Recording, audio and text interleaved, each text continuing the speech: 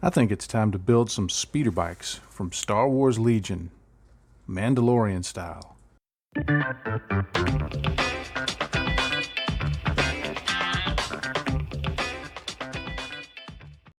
Hey, I'm John. Thanks for joining me for this video today. Now, the assembly of the speeder bikes is pretty simple. When it comes out of the box, the frame is pretty much already one piece assembled. I added on these front plates here. I added the gun on the bottom. I added his horn right here, and I don't know if that's a horn. Sounds good to me. And there's a back piece that goes on, and then I added his foot pedals. Now, the way I got the position set on the foot pedals was I dry fitted the arms to the driver and put him in place on the bike, and then put some glue on the bottom of the bike and set the pedals in place and got them up against his feet so they would be at the right angle. And that way, once they dried, I could just take him off and have this fully assembled. So for painting and doing all the detailing, I'm going to leave the driver without his arms. I'm going to paint those separately, and I'm going to paint this bedroll separately. And then, of course, I'll just paint this as one unit. I also glued the clear stand onto the base. Now, you have to be aware when you're gluing that on that this is a D-shaped tip here, and it fits into the speeder bike in a certain orientation, and you want to make sure that the speeder bike is pointed to one of these notches on either side. I don't play the game, but I guess that's important in the game. So you want to make sure that you glue this clear piece on with that in mind. For priming this, I'm just going to mask off the clear piece with some tape, and then I'll prime it and base it later on. After priming in light gray, I painted the model in a mixture of 2 parts Vallejo cold gray and 1 part sky gray. I didn't want to give it a pure white coat of paint because I wanted to allow some room for later on adding pure white highlights to really make things pop. When I'm painting something white, I always do this. I never paint it pure white, but rather use something just a little bit off white, just to give me some room for additional highlights. I wasn't real neat about this. I just painted everything. I got it on there smooth. I made sure to put it on in 2 or 3 coats just to make sure it went on well. But I just painted everything. If I hit any of the parts that were later going to be black, I didn't worry about it because I knew that painting those would be very easy to neaten up later on. So this was just a matter of getting it on all the parts, getting a good coat, and serving as a good basis for later painting. Now, for the darker parts, I use Vallejo German gray. This is actually a very dark gray, but against that very light color, it looks almost pure black. But again, I wanted to allow some space for darker shadows to go into these darker areas, and by not going pure black, that would give me the ability to do that. And this was just a matter of careful painting and making sure not to get any on the white areas. If I did get any on the white areas, I just cleaned it up later on.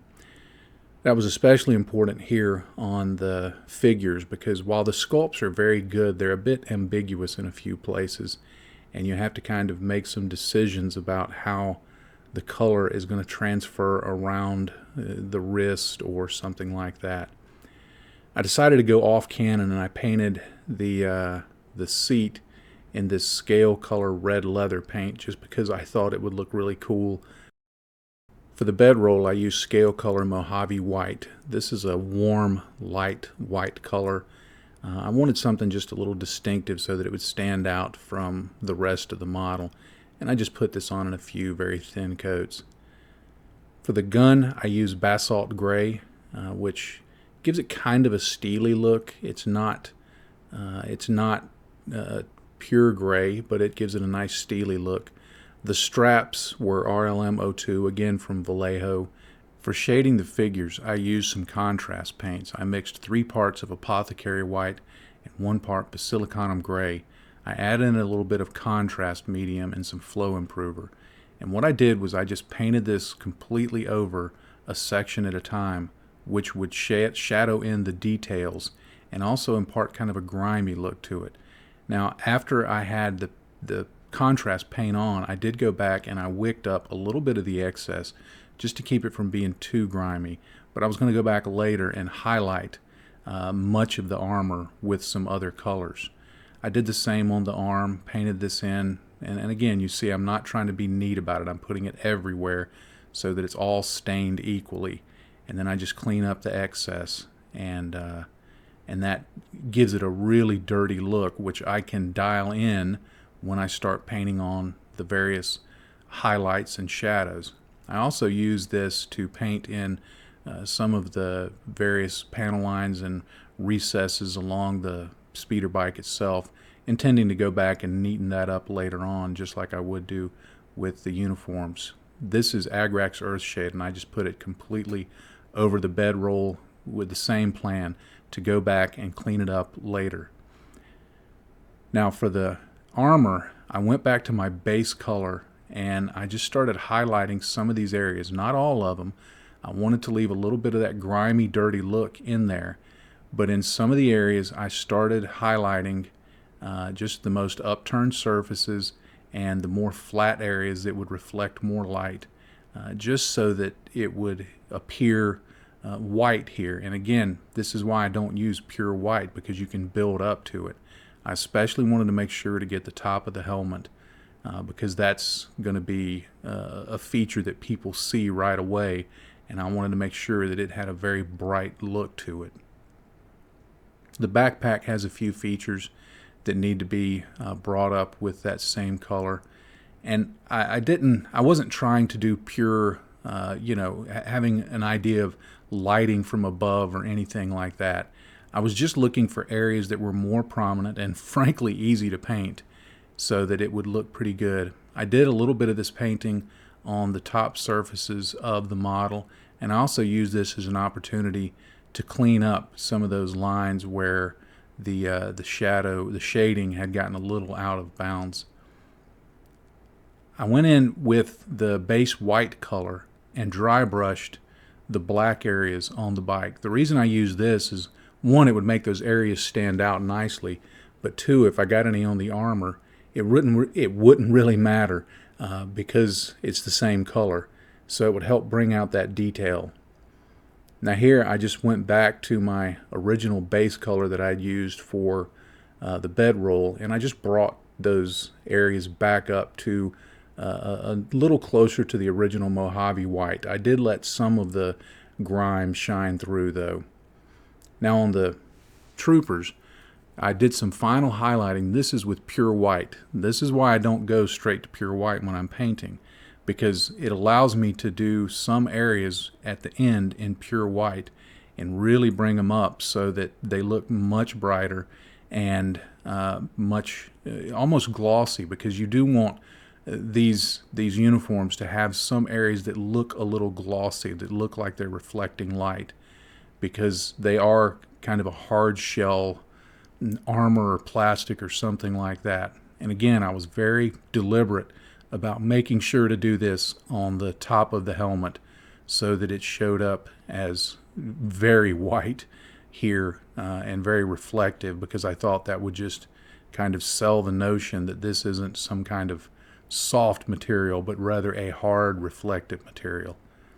And that just really helps to build that up to the pure white to sell that notion, rather than trying to just start at pure white and then where do you go from there? You have nowhere else to go. It's just careful painting here.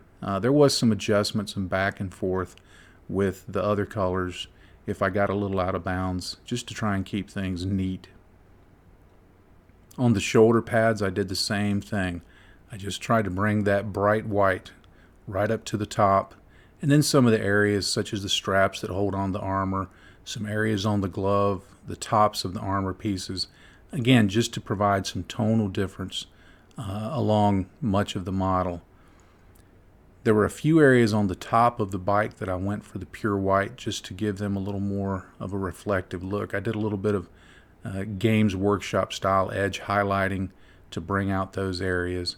And then on the front of the bike, I painted it a stripe down the front, pure white, and then I kind of feathered it in with just a little bit of paint on the brush up the sides so that that area would appear more reflective. For the troopers, I went in with basalt gray, and I just highlighted some of their black uniform areas. And this was just painting the most upturned surfaces of the various wrinkles in the uniform so that they would appear to be reflecting some light, but not too reflective, because that's a cloth material. That undersuit is some kind of cloth material. So I wanted to sell the notion of that type of feel to it.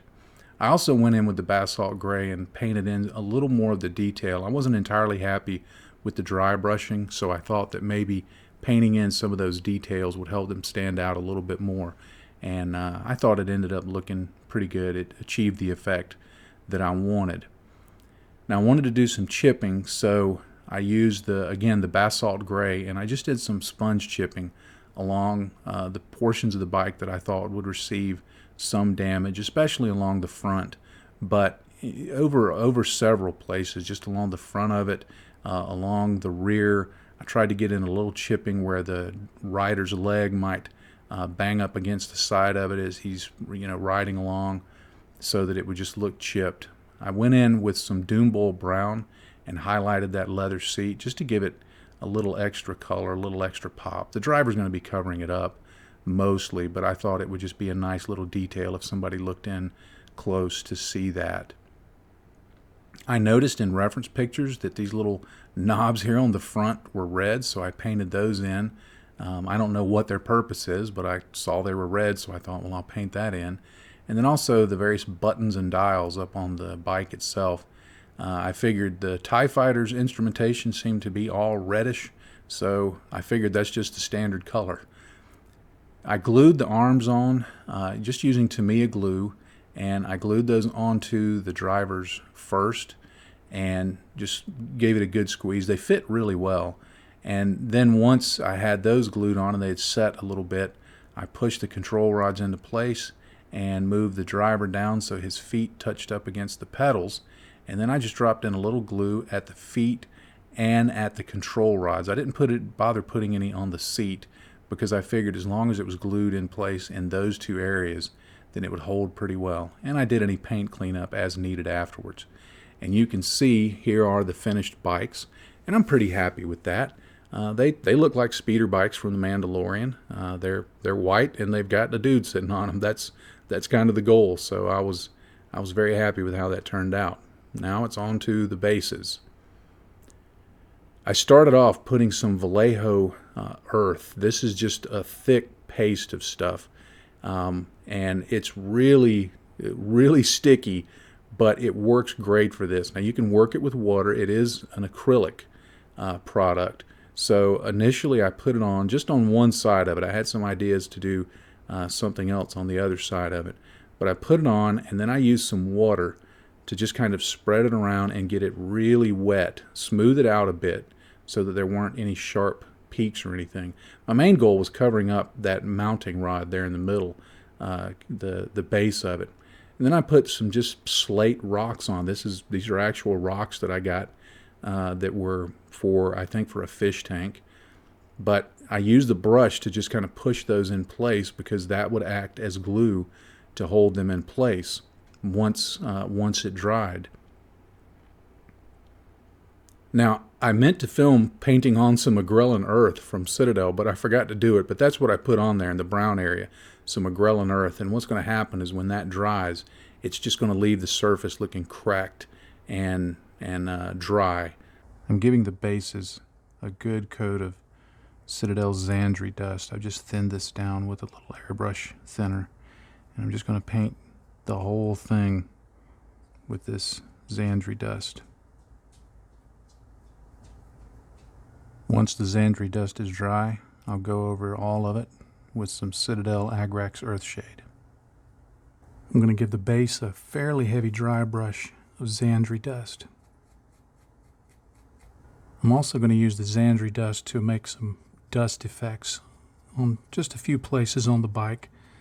I'm going to do it here on the front part, a little bit on the nose of it there, around the rider's boots, and just along the lower half of the bike, just to give it a bit of a dusty appearance. Now on just the area where I've got the little rocks, I'm going to go in with some Screaming Skull from Citadel. It's just a lighter color, and I'm going to lighten those up just a bit, just to give the ground a little bit of variation between the different elements. Well, after a quick coat of black paint around the base of the rim, I'm ready to call these guys done. I tell you what, these Fantasy Flight Games Star Wars kits are just so much fun. I mean, they're not really big kits, but golly, they're just so much fun to build and paint. I mean, how cool is it to have this kind of model nowadays? Man, when I was a kid watching Star Wars, I would have loved to have had something like this, and to have the variety of them that we have available, not only through Fantasy Flight Games, but through other manufacturers too. That's just so cool. And I've always liked the speeder bikes, and I really like the way that they look in these white colors like they showed on the Mandalorian. I think that's just a very cool, very Empire look, and I really am happy with how these turned out. I could have done a little more weathering on them, maybe a little more chipping around the armor on the drivers, the riders, but you know, I wanted to keep it kind of simple and low key, so I'm real happy with how this turned out. If you've not built one of these kits, whether it's these speeder bikes or any of the other Fantasy Flight Games, you really ought to check them out, because whether you play the game or not, it's just a cool Star Wars kit. That's the main thing about it. So you might definitely want to check these out. Well, as always, thank you so much for watching this video, especially if you're here watching at the end. I'm always grateful for the people who hang in and watch all the way to the end. I appreciate it. Thank you. And if you've not already done so, please click the subscribe link down over here in the corner and hit the little bell icon. And it would be most appreciated if you would hit the little thumbs up icon and drop a comment down below. That really does help me grow the channel and bring some extra visibility to the videos, and I would be most grateful for that. There's also links down below to the various social media platforms I'm on, so please be sure and check one of those out. And if you're on one of them, connect with me there. I'd love to hear from you. There's also a link to my blog. If you've not visited that before, please do check it out. I've got quite a bit of material on there from before I started doing YouTube videos, so there's a lot more on there that you can check out. And of course, there's also a link down below to my Patreon campaign. It's what I do to help support this hobby, and also it's just part of our income for our family. So if you would check that out, see what I have to offer, and consider supporting me, I would be most grateful. And if you're already a Patreon supporter, thank you so much. It really does make all the difference in the world to me to be able to have your support. I couldn't get the kits that I do, work at the pace that I do, and keep bringing out videos like I do if it weren't for your support. So thank you so very much. I am so very grateful. And as I always like to do, I'll leave you with one final thought. In this hobby, if you're not having fun, you're doing it wrong. Happy day to you, friends. Bye-bye.